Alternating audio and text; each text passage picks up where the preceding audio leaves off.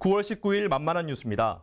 보건복지부, 교육부, 고용노동부는 부처 합동으로 발달장애인 생애 주기별 종합대책을 지난 11일 발표했습니다. 이에 내년 정부 예산안에 발달장애인 지원 사업 예산 346억 원이 포함됐습니다.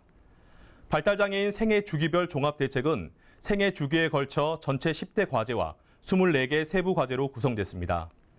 먼저 영유아기는 정밀검사 지원 대상을 올해 소득 하위 30%에서 내년 소득 하위 50%로 확대하고 장애아 보육, 교육시설을 확충하며 상담 등 부모 교육을 통해 조기 개입을 강화합니다. 학령기의 경우 방과 후 돌봄 바우처를 신설해 내년 4,000명을 그 대상으로 하고 특수교육기관과 특수교육원을 2022년까지 각각 197개소와 11,575개 학급으로 늘리게 됩니다. 또한 발달장애인 훈련센터도 올해 7개소에서 내년 13개소로 확대합니다. 청장년기에 대한 정책은 돌봄과 일자리 등 발달장애인의 지역사회 참여와 자립을 강화합니다. 의미 있는 낮활동을 할 수 있도록 내년 1,500명을 대상으로 한 주간 활동 서비스를 신설하고 지역 안에서 학습형, 체육형 등의 프로그램을 제공합니다. 중노년기의 경우 지역사회 커뮤니티 케어 구축을 통해 돌봄 기반과 장애 건강관리 체계를 강화합니다. 또한 정부는 전 생애 주기를 대상으로 공공후견인 법률 지원 확대와 권익옹호, 성교육 전문가를 양성합니다. 또한 가족 부담 경감을 위해 2만 명을 대상으로 휴식 지원 서비스 등을 시행한다고 발표했습니다. 다음 소식입니다.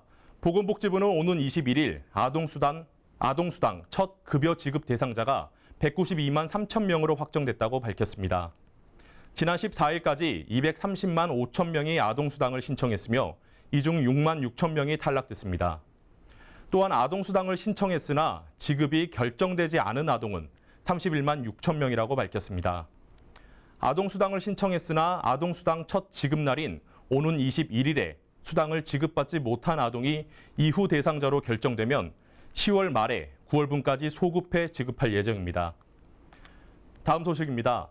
경기도 안양시가 추석 연휴 동안 주민 불편을 최소화하기 위해 2018년 추석 명절 종합대책을 마련했습니다.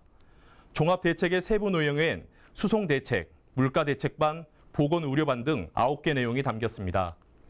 물가대책반은 물가대책 종합상황실을 통해 명절 중점관리 품목에 대한 가격 동향 파악과 추석 성수품 유통질서를 확립하며 보건의료반은 비상진료 대책 상황실을 설치하고 당직 의료기관과 약국을 지정해 운영할 예정입니다.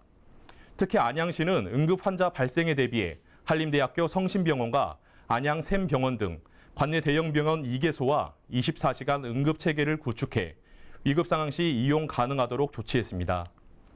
또한 명절 연휴 동안 시민들이 편리하게 정보를 얻을 수 있도록 의료, 재난, 교통, 복지 등이 포함된 종합 안내 콘텐츠를 홈페이지에 구축하고 오는 26일까지 운영합니다.